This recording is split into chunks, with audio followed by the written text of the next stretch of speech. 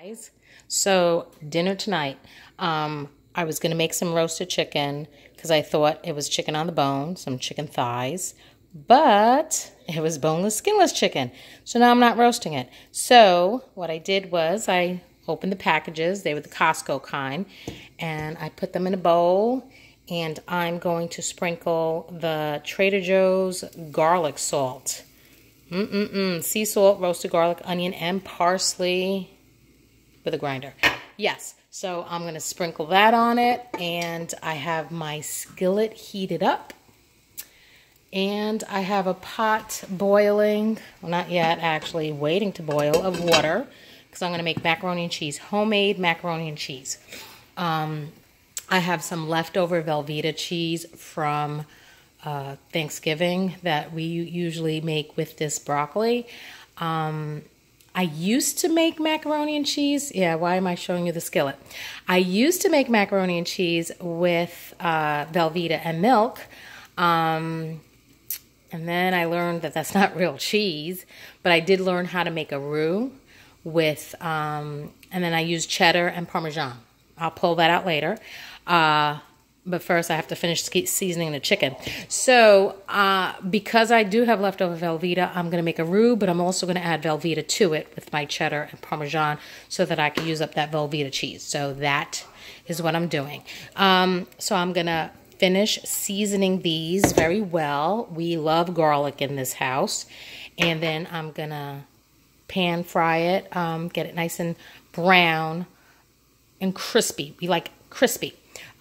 And that's what we're going to have for dinner tonight with some vegetable, whether I think broccoli or something like that. I got to check the freezer. So that should be nice and hot. I'm going to put some avocado oil, just a drizzle, so that my chicken don't stick. Like that. And then I'm going to brown it up. I personally like chicken thighs better than chicken breasts.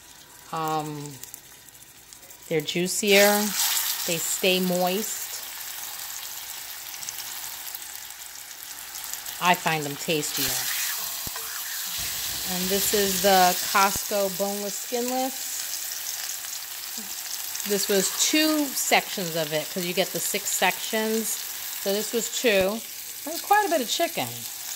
So we're going to have some leftover. And I seasoned it with the garlic salt because sometimes my husband likes to eat it with barbecue sauce. So at least the garlic salt blends well with barbecue sauce. Yeah, so we're going to get that nice and brown and crispy. And that's one thing I like about chicken thighs is that if you do cook them for a long period of time, they seem to stay moist, whereas chicken breasts just dry. They dry up. Ridiculous. So, still waiting for my water to boil. Probably the longest process of the whole meal. I mean, this is a pretty quick meal. Just garlic chicken with macaroni and cheese. That's the boys' favorite, macaroni and cheese. So, I'll come back and we'll flip this chicken. Okay, let's see how brown it is. There you go. Nice, crispy. I should probably put up the heat a little bit. I guess you could tell, like, you see a lot more white than the pink. And then, yep, there you go, crispy. Yum, yum, yum. All right, so I'm going to get this brown. My water still hasn't started boiling yet.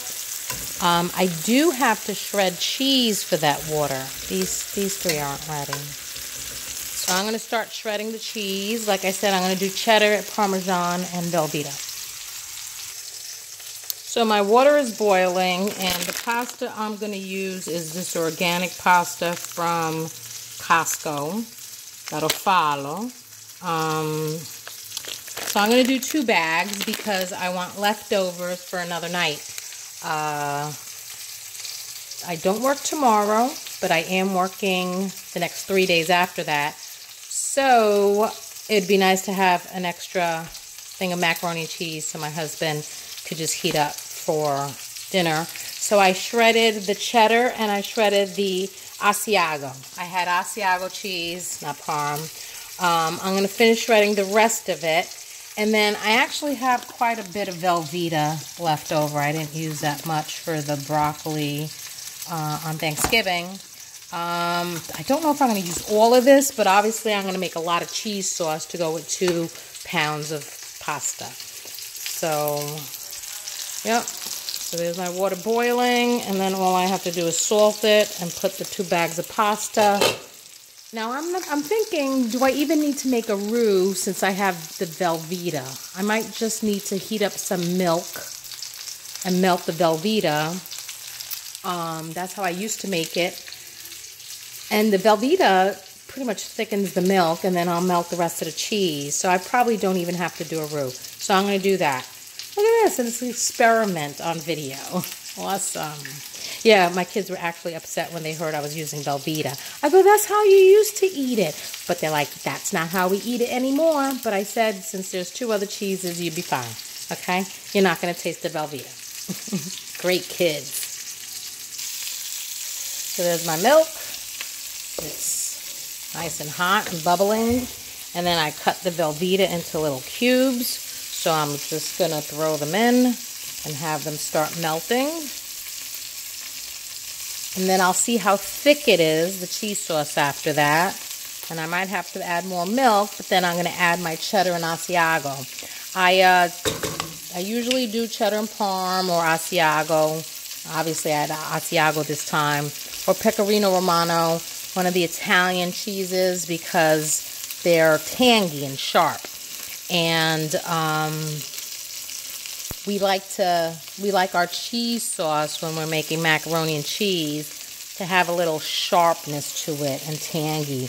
And the sharp cheddar cheese isn't sharp enough for us. And I mean, could get the extra sharp, but Costco sells the sharp for like $4.99 for a big block. So I just add in a different cheese. And sometimes when you do add different cheeses, it tastes, I mean, the blend and the combination is really good. So a lot of times I just throw what cheese I have on hand. Mozzarella and provolone. I have thrown provolone in there before. Mozzarella doesn't mix well with the others. It doesn't play well with the others in the sandbox, if you know what I'm saying. It doesn't blend. And I think, I don't buy Swiss that much, but I think Swiss didn't work out too well either.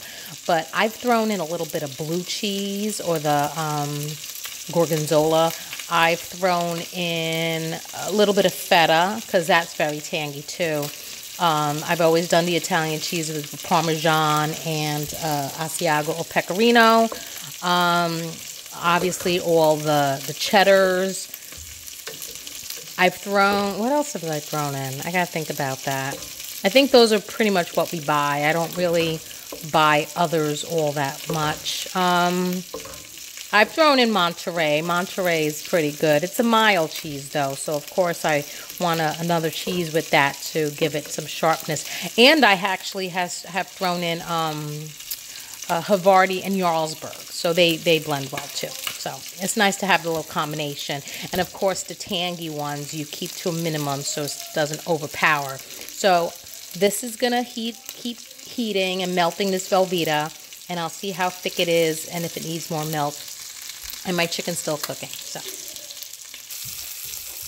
that's the cheese sauce. It's all melted, the Velveeta. So I'm going to add the cheddar and the Asiago. And I might actually have to thin it out. It looks pretty thick. Sure. Looks pretty... yeah, once I add the other cheeses, it might get thicker. But we'll see. So, yeah, that came out real thick. So we're going to add more milk to thin it out. And that cheese sauce is actually good on broccoli. You could just pour it on broccoli. It's like a fondue. Nachos. Now we put the macaroni back in. And we are attempting to stir it. Who's this we speaking? Yeah, my son's helping me this time. So the Velveeta cheese makes it actually really, really creamy, but it might actually thicken some more with the pasta in it. So if that happens while it's cooling down, I need a lot of light there. If that happens while it's cooling down, you just loosen it up with some milk. So, like I said, I usually don't use Velveeta. I only used it because I had leftover from Thanksgiving. We don't like Velveeta, but it's definitely better than box stuff. That's just fake cheese on my part. So a lot of the chicken's done, and I have leftover broccoli and leftover peas, so I'm just going to heat that up together, and then we'll have it with the macaroni and cheese. That's dinner tonight. Macaroni and cheese with the Velveeta, the cheddar, and the Asiago. Some Trader Joe's garlic salt chicken, crispy, and leftover peas and broccoli that I just heated up. So enjoy. See you in the next video. Bye.